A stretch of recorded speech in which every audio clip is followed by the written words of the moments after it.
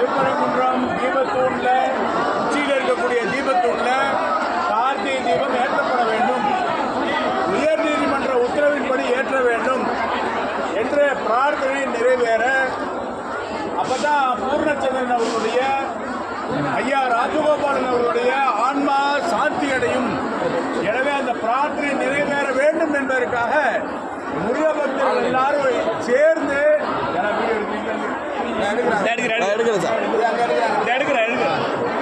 முருக பக்தர்கள் எல்லாரும் சேர்ந்து நாம இந்த கிரிவலம் செய்து கொண்டிருக்கிறோம். இந்த தடவை சமீபத்தில் உயர் நீதிமன்றத்தில் தாவேகா அரசினுடைய நிலைப்பாடு கேட்டிருந்த போது நாங்கள் மேல்முறையீடு போக போறோம்னு சொல்லியிருக்காங்க. அப்படின்னா என்ன அர்த்தம் அப்படின்னா திருப்பரங்குன்ற தீபம் ஏற்றுறதுல அவங்களுக்கு இரண்டாவது கருத்து இருக்கு.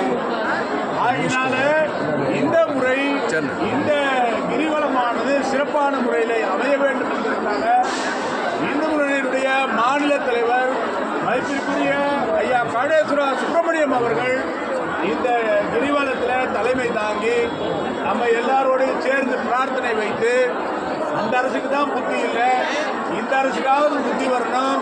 வரக்கூடிய கார்த்திகை மாதத்தில் நீதிமன்றத்துடைய தீர்ப்பின்படி மேல்முறையீடெல்லாம் போகாம முருக பக்தர்களை ஏமாத்தாம இந்துக்களை வஞ்சிக்காம முதுகலை குத்தாம நயவஞ்சகமாக இருக்காம இந்துக்களுக்காக முருகனுக்காக பக்தர்களுக்காக திருப்பரங்குன்றம் தீபத்தூண்ல தீபம் ஏற்ற வேண்டும் என்ற கோரிக்கையோடு சேர்ந்து நம்மோட மதிப்பிற்குரிய மாநில தலைவர் அவர்கள் இந்து முன்னணியுடைய மாநில தலைவர் அவர்கள் சேர்ந்திருக்காங்க. ஆகவே இப்போ நம்ம இந்து முன்னணியுடைய மாநில தலைவர் அவர்கள் தீபாராதனை காண்பிப்பாங்க. நாமெல்லாம் மனம் முருகி பிரார்த்தனை செய்து கொள்ள வேண்டும். எனக்கு தெரிஞ்ச 5 மாதமாக தொடர்ந்து வரவங்க இருக்காங்க. இங்கே தொடர்ந்து இந்த தீபம் ஏற்றும் வரை விரதம் இருந்து வரக்கூடியவர்கள் இனிமே இருக்காங்க. அதனால இந்த விரதத்தை மக்களுடைய அந்த நோக்கத்தை அவருடைய எண்ணத்தை அவருடைய ஆசையை அரசாங்கம் நிறைவேற்ற வேண்டும்.